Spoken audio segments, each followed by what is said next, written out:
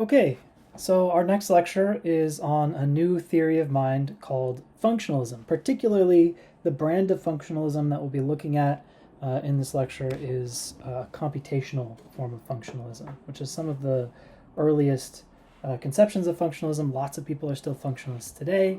Not many of them are like the kind of functionalism we'll talk about in this lecture, but just know that it's a popular theory, and these are some of the basic ideas that go along with it.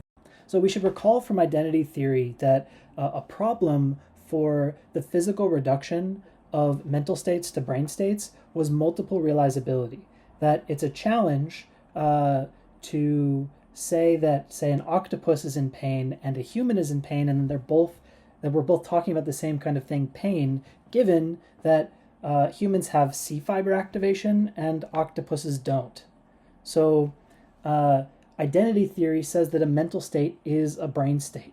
And if there are different brains in different creatures, then this requires that there be different mental states. But we think that an octopus can be in pain just as well as a human, even if that pain is multiply realizable. So realizable across different kinds of physical neuronal structures. This objection leads to machine functionalism, a new theory of mind, an adaptation and improvement on identity theory. So machine functionalism, and just functionalism in general, is sometimes described by a computational analogy, which is to say that the mind is to the brain as computer software is to computer hardware. And to understand the analogy, you must first understand in basic terms how a software or program relates to the computer running it. So let's take a look at Alan Turing, who we'll look at again later in the course. So Turing machines are abstract computational devices that are used to clarify and analyze what can be computed.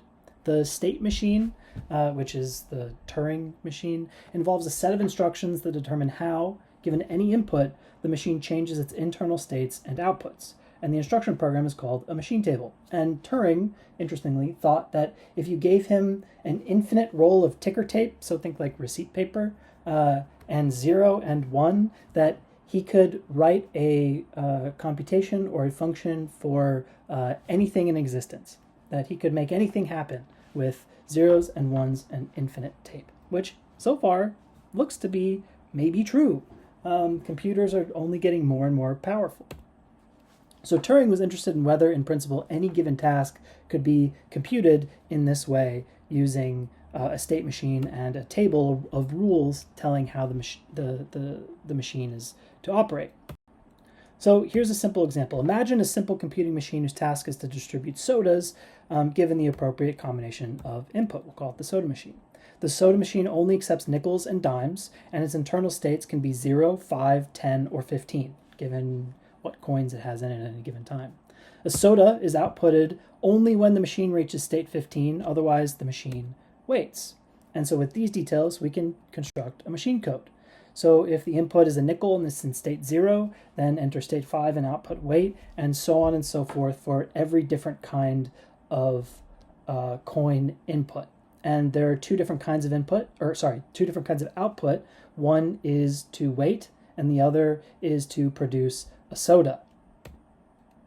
So these rules ensure task completion and the continued functioning of the machine. It's not enough that the machine puts out one soda, you want it to be usable over and over again. So we can see in blue here the task completion, the giving out of a soda, but also the reset of the state to continue giving out sodas when it reaches 15 and resets back to 0, or if it's at 10 and goes to 25, it doesn't, it just outputs a soda and goes to state 10. So we can create a little chart here. So given a nickel, if it's in state 0, it goes to state 5 and waits. And likewise, we can fill in the rest of our functions here. This is our machine table that tells us how the soda machine operates. Using this, we can define the inner states of the machine in terms of input and output relations. So here is a description of the inner states on the basis of the functions of the machine.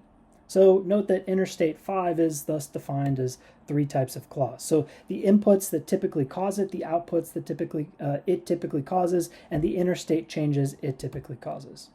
And all the internal states of the machine can be defined in terms of the causal functional role of the system, which we see outlined in blue here.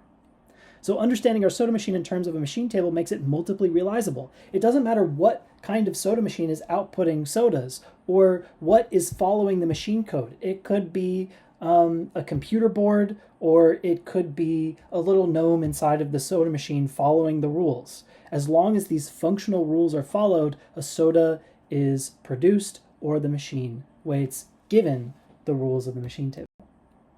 So our soda machine is thus understood as a program that can be run on any particular kind of computer. You could build a soda machine out of Legos if you wanted to, and it could follow the same rules as a fancy soda machine at a fast food restaurant. So machine functionalism understands the mind analogously as these kinds of functional roles for producing particular kinds of mental states that is multiply realizable across different physical substratum. So you could have, in this picture of mind, a mind built on silicon, an AI perhaps, or built on, like meaty brain stuff. So mental states can be similarly defined in terms of their causal functional role, or in terms of the input-output relations specified by a machine table. So let's look at an example in pain. We have two interstates, pain and relief, and two outputs saying ouch or saying ah. And the inputs are smashing your finger with a hammer or taking aspirin. So if I'm in pain and I smash my finger with a hammer, I say ouch. If I'm in pain and I take an aspirin, I say ah. If I'm in a state of relief and I hit my finger with a hammer, I say ouch. And if I'm in a state of relief and I take aspirin, I say ah. This is a little bit of a toy example, but at least it gives us a sense of the way in which mind and mental states are meant to be understood on this computational machine functionalism kind of view. So just as we did with the internal states of the soda machine, we can define the mental states on this simple toy theory of pain by input-output relations. So here, again, we have our machine table, which gives us a particular kind of functional code that tells us what to do, when to do it, and how it gets done. So the computational analogy is a powerful one. To think of minds in terms of mental operations as computational operations is to abstract from the material realization. It doesn't matter what the particular material, brain or silicon, whatever it is, the hardware. Rather, what matters for mind is the operations themselves, the functional roles. So minds can thus be understood in terms of these higher level properties and are not understood in terms of lower level physical properties as identity theory would have us. So machine functionalism holds some promise in accommodating multiple realizability because computers are multiply realizable. You can run YouTube on, or like Chrome or Firefox or whatever, on a Mac computer or on a PC. And if minds are computers, then minds will be multiply realizable. So mental states then are just internal states of a system identified with the causal functional role they play in that system according to functionalism.